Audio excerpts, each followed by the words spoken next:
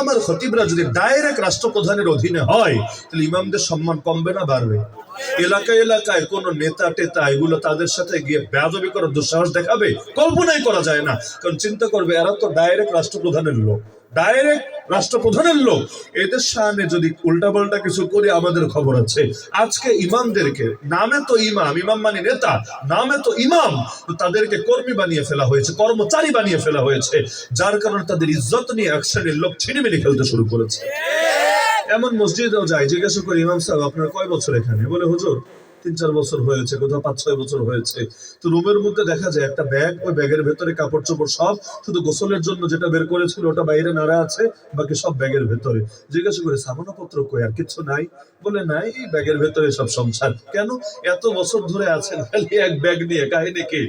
বলে কি করব বলেন, যদিও 4-5 বছর হয়েছে, কিন্তু প্রতিদিন তো এভাবে কাটে। জোহরের সময় অবস্থা এমন, আসরে থাকতে পারবো কিনা জানি না, আসরে অবস্থা এমন, মাগরিবে থাকতে পারবো কিনা জানি না। যে কোনো সময় কার দিলে কষ্ট লাগবে আর বলবে হুজুর এই মুহূর্তে ভাগেন। নদীর পাড়ের বাড়ির যেমন স্থিরতা নাই, এই আছে তো এই নাই, যে কোনো সময় নদী ভাঙন হয়ে ভেঙে যেতে পারে। গাভীন গাই বাচ্চা দেওয়ার সময় হয়েছে, ওর যেমন স্থিরতা নাই, এই আছে, আবার এই ডেলিভারি শুরু হয়েছে, কখন যে হবে ওইটা বোঝা অনেক সময় ডিফিকাল্ট ব্যাপার হয়ে যায়। একইভাবে ইমাম সাহেবদের হালত হলো এটা, এই আছে তো এই নাই, কচুপাতার পানির মতো, যার কারণে বেচারা স্থির হতে পারে না। এই যে তাদেরকে কর্মচারী বানিয়ে ফেলা হয়েছে, সভাপতি সেক্রেটারি তাদেরকে নিজেদের গোলাম মনে করতে শুরু করেছে এবং তাদেরকে নিজেদের মন মতো পরিচালনা করতে বাধ্য করছে।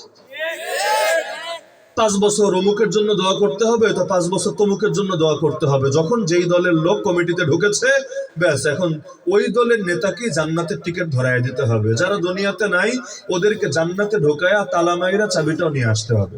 এবং এই ক্ষেত্রে যার পারঙ্গমতা যত বেশি, তার চাকরির স্থায়িত্ব তত বেশি। মানে যে যত বেশি তেল দিতে পারবে এবং তেল দিতে দিতে বাংলাদেশের তেলের দামে বাড়ায় ফেলবে, তার চাকরি তত বেশি স্থায়ী হবে, তত বেশি তাকে কমিটির লোকেরা ভালো লোক বলবে। এটা কি আমাদের পুরো জাতির জন্য একটা বেইজ্জতির ব্যাপার না? কারণ ইমামদেরকে যদি ধর্মীয় স্বাধীনতা না দেন, তাহলে এই দেশকে স্বাধীন দেশ বলার অর্থ হয় না।